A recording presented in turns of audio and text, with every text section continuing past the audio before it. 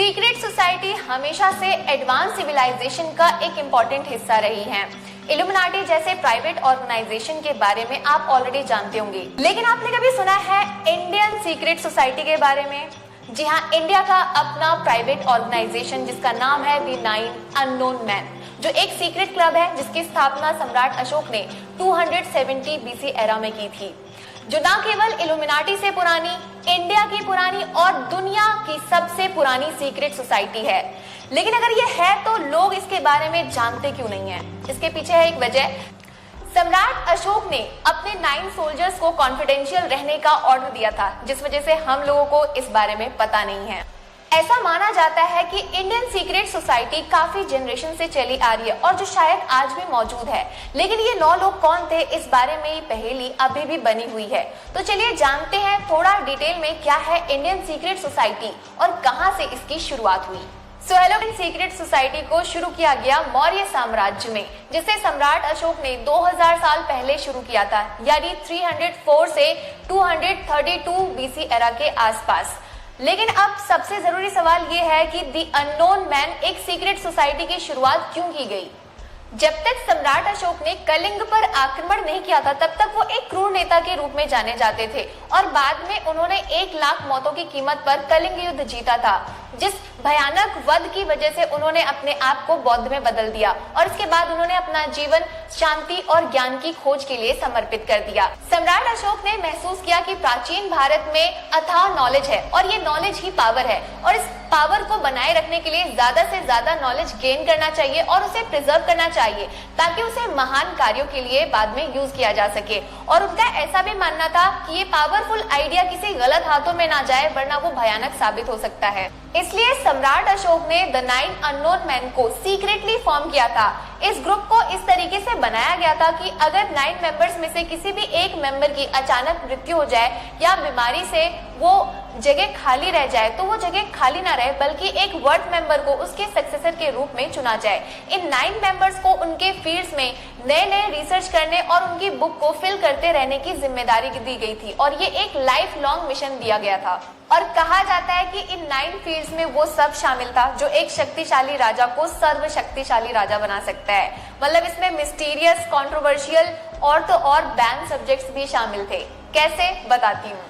तो पहली बुक है कम्युनिकेशन के मेथड्स की, जिसमें कम्युनिकेशन के डिफरेंट मेथड्स लिखे गए हैं। इनफैक्ट इसमें टेरेस्ट्रियल और एलियन से कैसे कम्युनिकेट किया जाए उसके मेथड्स लिखे गए हैं। यानी द 9 अननोन मैन को एलियंस के बारे में जानकारी थी। द 9 अननोन मैन की लिखी बुक वैमानिका शास्त्र में एरोडायनेमिक्स, स्पेस ट्रैवल, ग्रेविटी के बारे में कई रहस्य पाए गए हैं, और कई हाइपोथेसिस ने ये भी सर्कुलेट किया है कि प्राचीन भारत में हवाई जहाज होते थे जिनसे आप स्पेस में ट्रैवल कर सकते थे, जैसा कि हमने रामायण और महाभारत में देखा भी है। इसके अलावा माइक्रोबायोलॉजी की बुक में और कॉस्मोलॉजी की बुक में यूनिवर्स के बारे में काफी सारी रिसर्च लिखी गई हैं, और इसके अलावा प्रोपोगेंडा की बुक में प्रोपोगेंडा कैसे आप किसी माइंड को बहुत ज्यादा डाइवर्ट कर सकते हो या फिर उसको डोमिनेट कर सकते हो, इन सब के बारे में काफी डिटेल्स लिखी गई थी।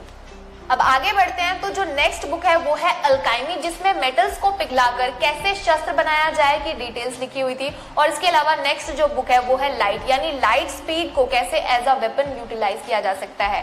सोशियोलॉजी की बुक में आप यकीन नहीं मानोगे कैसे किसी सोसाइटी के प्रोग्रेस को बढ़ाया जा सकता है और किसी सोसाइटी के कंप्लीट डिस्ट्रक्शन करने जैसे खतरनाक आइडियाज लिखे गए थे। और अब नंबर आ चुका है बैन सब्जेक्ट का, यानी फिजियोलॉजी में टच ऑफ डेथ जैसे सब्जेक्ट शामिल थे। यानी किसी को सिर्फ टच करने से आप उसका मर्डर कर सकते हो, यानी उसके नर्व को इम्पल्स करके रिवर्स करके कैसे उसका मर्डर किया जाए, ऐसे खतरनाक तरीके लिखे गए थे फिजियोलॉजी की बुक में। और माना जाता है कि इसी बुक के लीक होने से जूडो मार्शल आर्ट का जन्म हुआ था। अब कई लोग इन 9 बुक्स के होने के बावजूद, यानी प्रूफ होने के बावजूद, इसे सिर्फ एक मिथ करार देते हैं। लेकिन मैं चाहूंगी ऐसे में हम सबको एक फैक्ट पर जरूर ध्यान देना चाहिए। 1923 में टैलबॉट मुंडी ने, जो एक इंग्लिश राइटर है, उन्होंने एक बुक पब्लिश की थी द 9 अननोन मैन के नाम से, जो अशोका के द 9 अननोन मैन के बारे में पूरी डिटेल्स देती है। इसके अलावा भी 2 ऐसी बुक्स हैं जो हमारे इंडिया के सबसे पुराने सीक्रेट सोसाइटी के बारे में काफी डिटेल्स देती हैं। 2013 में आई क्रिस्टोफर सी डोयले की बुक महाभारत सीक्रेट्स, जो इंडिया की सबसे पुरानी सीक्रेट सोसाइटी के बारे में काफी डिटेल्स देती है और इसके अलावा भी 2015 में स्वपन सक्सेना की बुक यानी फाइंडर्स और कीपर्स हमें सीक्रेट सोसाइटी के बारे में काफी डिटेल्स देती है। First French pope Sylvester second के बारे में भी कहा जाता है कि जब वो इंडिया से वापस गए थे तो उनके पास एक ऐसी डॉल थी जो किसी भी सवाल का जवाब हाँ या ना में देती थी, यानी एक टॉकिंग स्कल जो बाइनरी सिस्टम का यूज करके जवाब देती थी।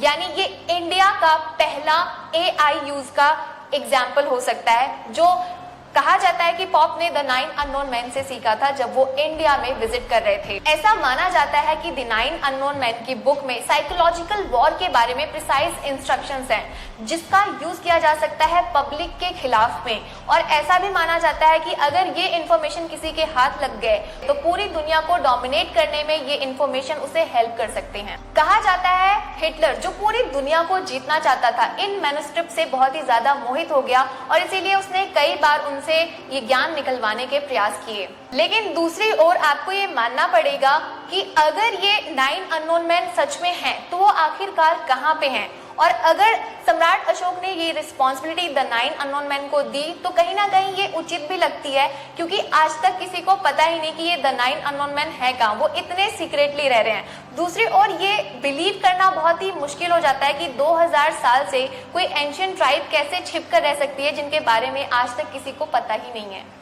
सबसे दिलचस्प बात, कहा जा रहा है कि अल्बर्ट आइंस्टाइन और न्यूटन और तो और हमारे अपने APJ अब्दुल कलाम, विक्रम साराभाई भी इस सीक्रेट सोसाइटी के मेंबर हो सकते हैं। चौंकिए मत, क्योंकि ये छुपकर ही अपना काम करते थे, सीक्रेटली काम करते थे और जब भी साइंस की प्रोग्रेस या किसी ह्यूमन नीड की जरूरत होती थी तब ये अपने इंफॉर्मेशन को लीक किया करते थे। लेकिन आखिर में मैं फिर यही कहूंगी कि ये अफवाहें हैं या सच हैं, कुछ कहा नहीं जा सकता, क्योंकि अगर ये 9 अननोन मैन अभी भी हैं तो वो अब कहाँ हैं, शांत और गायब क्यों हैं? आपको क्या लगता है, अल्बर्ट आइंस्टाइन और APJ अब्दुल कलाम के अलावा और कौन इस सीक्रेट सोसाइटी का हिस्सा हो सकता है? जैसा कि मुझे लगता है कि स्वामी विवेकानंद हो सकते हैं, क्योंकि उनकी छवि काफी शांत और जबकि वो नॉलेज के अथाह से संपूर्ण थे। वेल, ये वीडियो अच्छी लगी हो तो लाइक जरूर कर